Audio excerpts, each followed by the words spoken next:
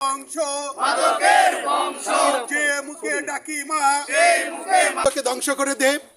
আমরা যে বিষয়টি লক্ষ্য করেছি, সারা দেশে আজকে যারা মাদক সেবন করছে, সিংহভাগ ক্ষেত্রে জেনারেল লাইনের, আমরা যে প্রতিষ্ঠানে আছি এই প্রতিষ্ঠানটি একটি ইসলামী লাইনের প্রতিষ্ঠান।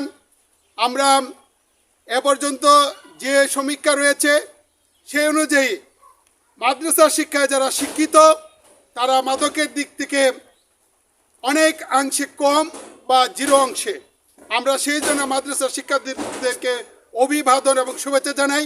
সেই সাথে আজকে যারা এই মাদ্রাসা শিক্ষার শিক্ষিত, আমি তাদের কাছে অনুরোধ জানাবো তাদের আশপাশে যারা রয়েছে তারাও যেন মাদক সেবন না করে, সেই ক্ষেত্রে তারা তাদেরকে বুঝাবে, তাদেরকে পরামর্শ দিবে।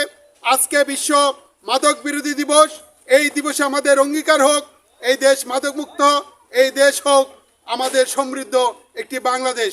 সবাইকে মাদক মুক্ত দিবসের শুভেচ্ছা জানাচ্ছি। যে মুখে ডাকি মা। যুগান্তর সাধন সমাবেশ এবং গরিবুর ইসলাম ফাজিল মাদ্রাসা যৌথভাবে আয়োজিত আজকের এই মাদক বিরোধী প্রচার অভিযান, মাদক বিরোধী প্রচার অভিযানের ধন্যবাদ জানাচ্ছি সম্মানিত প্রিন্স এবং ইলেকট্রনিক্স মিডিয়ার সম্মানিত সাংবাদিকবৃন্দ এবং উপস্থিত আছেন গরিব ইসলাম ফাজিল মাদ্রাসা সুযোগ্য অধ্যক্ষ মহোদয় এবং আমার সহকর্মী শিক্ষক মণ্ডলী, প্রিয় শিক্ষার্থীবৃন্দ। আসলে মাদক ক্ষতিকর জিনিস, এটা মানুষকে ধ্বংসের দিকে নিয়ে যায়। আল্লাহ রাসূল সাল্লাল্লাহু আলাইহি সাল্লাম পবিত্র কুরআনুল কারিমে আল্লাহ রাব্বুল আলামিন মাদককে নিষেধ করেছেন। এই কারণে আমরা যেহেতু কুরআনুল কারিমে এবং আল্লাহ রাসূল মাদককে নিষেধ করেছেন, আমরাও যেন মাদক থেকে দূরে থাকি। যে মুখে আমরা মা ডাকি সেই মুখে মাদককে আমরা না বলি। ধন্যবাদ সবাইকে।